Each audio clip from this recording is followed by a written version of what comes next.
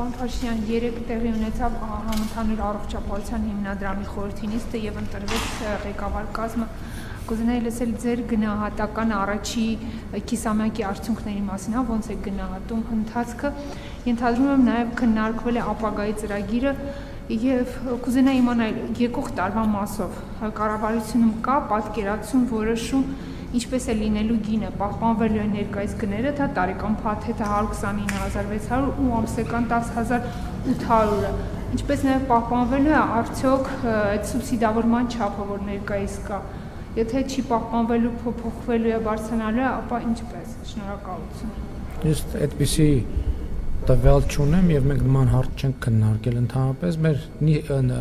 մրցութային հանձնաժողովի նիստը եղել, մրցութային հանձնաժողովի այնտեղ բովանդակային հարցեր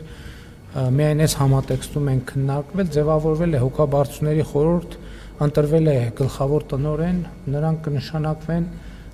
նրանք կմտնեն աշխատանքի մեջ եւ նրանք է ռեկոմենդացիաներ ունենան, եթե չեմ սխալվում, կարգավորումներով այդ հոգաբարձուների խորհուրդն է նաեւ գների հարցում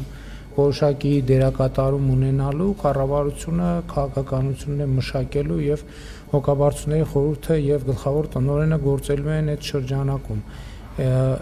Այս պահին մեր պլանը հետեւյալն է, որ 2028 թվականին ամբողջ բնակչությունը պետքա ներառված լինի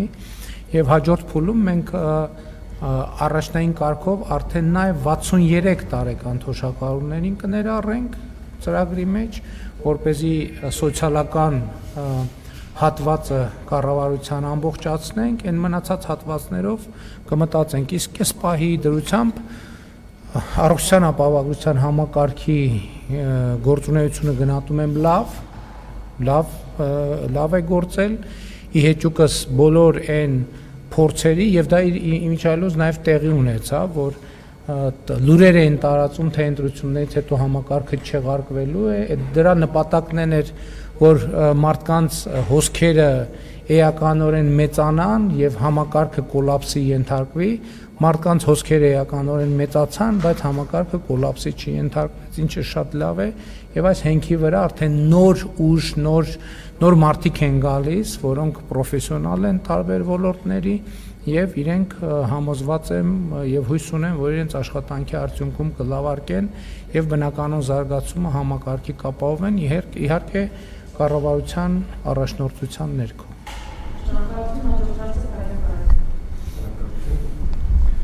Պարոն Փաշինյան, ընտրություններին մասնակցած 7